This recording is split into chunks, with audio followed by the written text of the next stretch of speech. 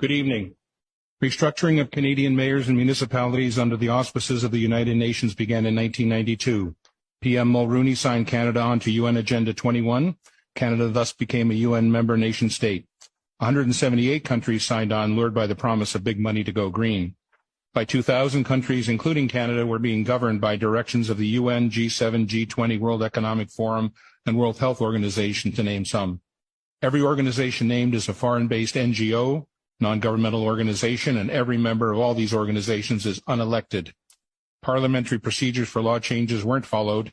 In 1994, a municipal primer was issued to all local towns outlining how they were to restructure their governments. Though the municipal primer was a non-binding agreement, all towns adopted it. Our public officials, the mayor and councillors of that day, were partnered with a private corporation, the Corporation of the Town of Aurora, who appointed a chief administrative officer who helped implement the global agenda instead of a local one. The International Council on Local and Environmental Issues, ICLEI, became the main source of consultation to push and fund the global agenda.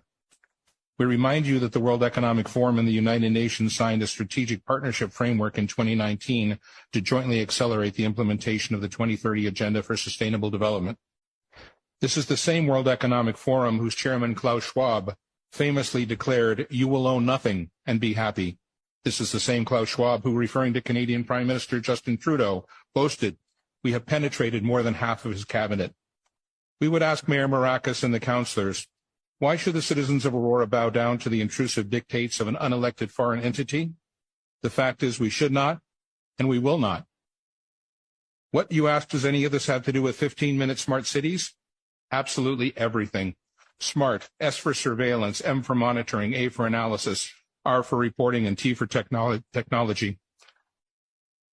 Technology News editor Patrick Wood, 50 years of experience and expertise on technocracy, wrote, "The 15-minute city is a cover for data collection bonanza for technocrats who design and operate them.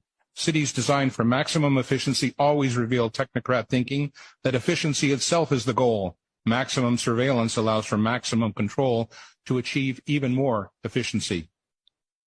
At its very root, this mechanistic thinking is anti-human. The 15-minute city narrative seeks to fool you in the guise of saving the planet, keeping you safe, and delivering convenience.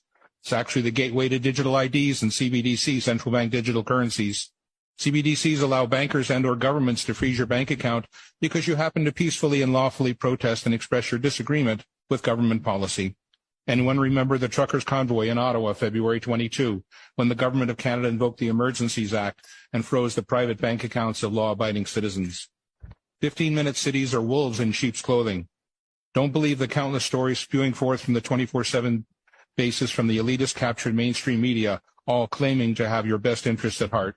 We have been burned too many times. In reality, 24/7 surveillance through the Internet of Things inside your home, 5G and LED streetlights outside, monitoring and tracking and recording everything. Implementation of exclusion zones and geofencing to restrict movement and travel. Ability to control behaviors through military-directed energy technologies. Property and car ownership to be outlawed. Evictions from farms and rural areas to gather people into cities. Digital passports being promulgated by the UN, World Economic Forum, and the World Health Organization are in the final stages of planning and implementation. They are tied to social credit score, which is determined by compliance to government directives. These passports control all access and all aspects of life. Digital currency is being implemented to end cash and monitor all your spending. Your digital currency will be turned off or on depending on your compliance score. UBI Universal Basic Income is a state-controlled allowance forcing compliance by restricting access to food, money, services, and education. All of the above will enable climate lockdowns to be implemented easily, arbitrarily, and indefinitely. The real agenda of 15-minute smart cities is to monitor and control everyone and everything. In summary, in the coming days, Council will receive an electronic info packet which will contain the text of this delegation and other items. We, the citizens of Aurora, wish to enter into a meaningful, respectful dialogue with our elected members of Council on this complex, important issue. A key framework of that dialogue is a list of questions posed to Council. Can Council explicitly guarantee that citizens will remain free to travel as is their right under the Charter of Rights and Freedoms? Can Council guarantee not to restrict access to essential services, medical care, bank accounts, government pensions, utilities? Most importantly, we, the citizens of Aurora, need to have the conversation with Council about exiting their non-binding agreement with the private, for-profit entity known as the Corporation of the Town of Aurora.